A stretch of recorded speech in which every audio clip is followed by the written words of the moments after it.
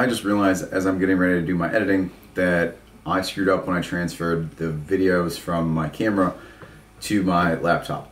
The video of the actual tea production is somehow deleted. It's not on the camera. I didn't transfer it over properly. I can't find it, but I can explain this pretty easily. Black tea, not gray, not green, not white, no flavorings, none of that crap, just black tea.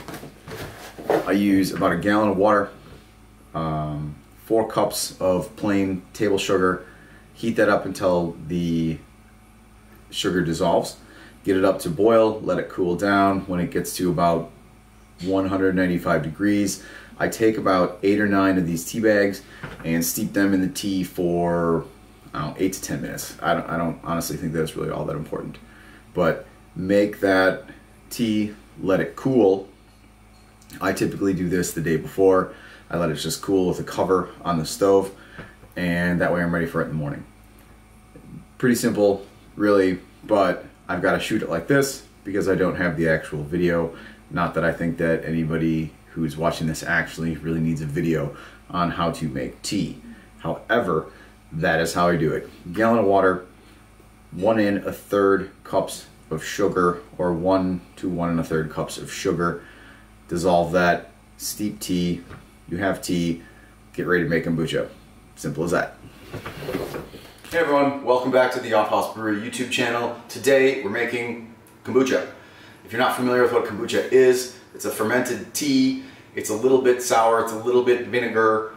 It's got a lot of probiotic bacteria in it. It's supposed to be really good for your gut, and it's quite tasty, especially if you like sour type of things and vinegar is not off-putting to you.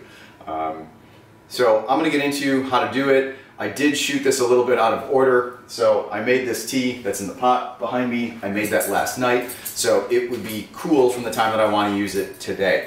So we'll jump to that, and then I'll come right back and we'll talk about what this setup is. Alright, now, as I alluded to, now that I have the tea, it's done, it's cool, it's room temperature. I have this mason jar. All it is filled with basically this same black tea. With the sugar in it, of course. So it's about 3/4, 2/3 of the way full. For what we're doing, the measurements here are relative, and honestly it probably doesn't really matter a whole lot because time is on your side. Time is your friend. This is my 5-gallon carboy. This is sort of my mother that I eventually draw off of after I've kind of got up to this amount of volume. This you'll be able to do over time, but you're not going to be able to probably do something this big right away. You're gonna kind of have to step it up. So if you've made it like a yeast starter for brewing, it's very similar to that of taking, say, a 1 liter starter and then being able to step that up to like a 3 liter starter or something like that. So this carboy also has a spigot on it, and I'll show you why I find that to be very useful and very important. So what I'm gonna do is, I have the tea. There's enough bacteria in here to be able to get this started. If obviously you don't have this, you can go to your local home brew shop. Chances are they have the SCOBY, which is the bacterial culture that is going to turn this sugar tea into kombucha. You can buy them online. It shouldn't be very hard to find. Or if you go to a grocery store or like a health store, if you get kombucha, you can get bottled kombucha there. The biggest thing to remember is to just get unflavored kombucha. Okay, you don't want any of those flavors kind of mixing in. You just want to start plain. So what I'm going to do is I'm going to take and use some of this kombucha, which is basically no different than store-bought kombucha at this point. I'm going to top this off, and I have the top. I'm going to put some cheesecloth over the top of it, ring this thing on, and then we're just going to let this set. If you're going to have something like this, take the airlock out. By opening this, you're going to create a vacuum. So let's get this guy a little stuck in here and just top this off.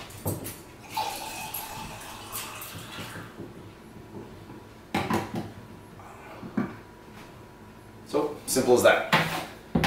This is the way to get some of this started. Now what I would recommend is a lot of time you'll get the SCOBY, if you get it from a home brew shop. I believe when I started this, it was somewhere around good for like a gallon. So you can go and get a bunch of jars like this if you can find them. During pandemic times it may be difficult, or if you have them at home, get a bunch of jars and kind of do what I did. So repeat this process. It'll take, I don't know, 6 jars, 8 jars, kind of depends on how you want to split up that the starter, right? Sometimes it's a liquid, sometimes you get it with a little bit of solid in there. It doesn't really matter. If it's liquid, it's going to do the same thing, right? The bacteria is still in there. So I have more of these here. I have 4 of these. And the reason why I'm doing this is I want to be able to make some more little scobies. So what will happen is once this is full, and I leave this, and it might take a couple of weeks, quite frankly, to do it, but it's slowly going to build one of these little layers. Now these things are kind of like a texture of a slimy, really hard mushroom when it's done. It will eventually fill, go along the top, and it'll get thicker and thicker. And what you can do from there is you can use a bunch of those guys to further inoculate a bigger batch. When I started all of this, I started it in this guy. So this is a 1 gallon, like I said, a 1 gallon little mini carboy, and that's where the SCOBY will fill this whole diameter, even though, yeah, it's a lot bigger, and it may take more time, but the process is going to be the same. If you choose the jar method, that works too. Then what you can do is you can take these and pitch it into a successively larger batch. If you don't want to do that, once this SCOBY starts and you get, I don't know, say a 1/4 inch of thickness, take that, you can cut that into chunks, do the same method as this. Okay, it's a very easy thing to do. You'll start to see as it grows, it just takes some time to do it. And you want to keep this at relatively room temperature. And besides that, it doesn't really matter. I would suggest keeping it out of direct sunlight though, because you don't want this to get light struck in any way. Now, once you have something like this, you can eventually start stepping it up into something that's a little bit bigger. Like say you take a bunch of the tea that's in here, dump it into something that's larger, and then just leave this sit, and it will start to form the same kind of SCOBY and make more of this. So that's kind of my idea of, you know, stepping this up into a larger batch. Now this is going to do that. I mean, that's going to take honestly probably months to get to that point. But the nice thing about getting up to this size is when I want to take and flavor my kombucha in with, I don't know, blueberries and basil. Probably my favorite combination. Trust me, that combination is awesome. I can take empty jars and just fill them straight off of here. Hence why the spigot's really nice. So I fill it to, you know, this far. I put all the fruit or whatever I want, or herbs in there. Put it in the jar, or put the top on. Excuse me. Put it in the fridge and leave it for 5 or 6 days, and that's usually enough to get a lot of that fruit flavor packed into there. And from there, you can simply take, I don't have one with me, but kind of take it and take the top and just pour it into regular bottles.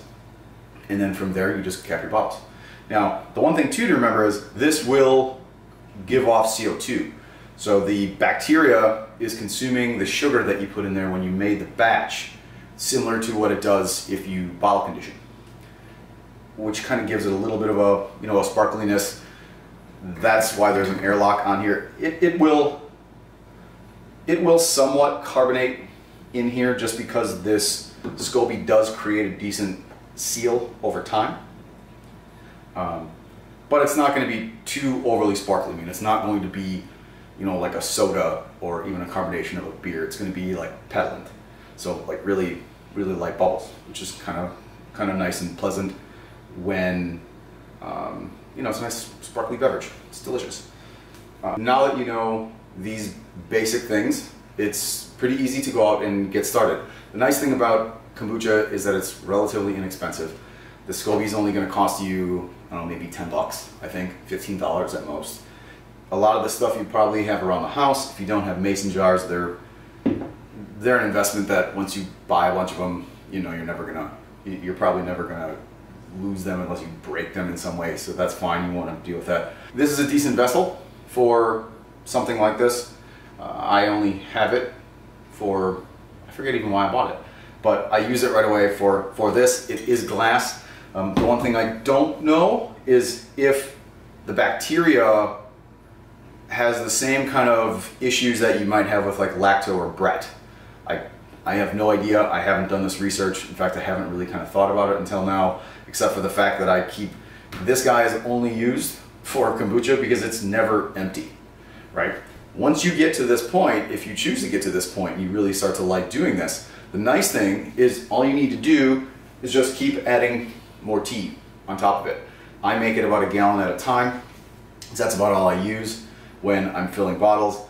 When you put the fresh tea in here, it'll take, I don't know, 7 to 10 days to kind of get to kind of sour and work through that freshly made sugar. It is kind of like a Solera, if you're familiar with that, in like sour brewing. Okay? It works the same way. You just keep giving it sugar, the bacteria just kind of keeps working, and you'll get more and more kombucha. It's pretty simple. One other thing that I really like about this, if you're a sour beer person, when I make kettle sours, I use this as my testing ground for flavor combinations. Yeah, there's still vinegar in here and you get that vinegar taste, but it also it is sour without a doubt. So when you want to start mixing up crazy combinations to think, would that work in, you know, a kettle sour? Would I want to make a blueberry and basil? Sounds crazy. It's fantastic. You want to try, you know, pineapple serrano or mango habanero, or you want to try something with herbs and, you know, rosemary, thyme, and mix that with some other kind of other kind of fruits. This is a pretty low risk option. This is 1 quart, and if you dump it, if it's no good, then just dump it. You know, no big deal. But that's something, that's kind of a nice little tip that I would give if you're a sour beer brewer. This is a great playground to try to do that. There's very low risk in it. I think that pretty much covers basic kombucha brewing. If you have any questions, because there's probably some little mini step that I might have left out, but I don't think so, because it's pretty simple. You know, leave me a comment down below. You know, like this page, please, or like this channel. You know, subscribe to it. I'm into all of this kind of different stuff and all kinds of different fermentation, and I think that's probably about it. Pretty easy to do. Hope you enjoyed it, and happy brewing. I'll see you next time.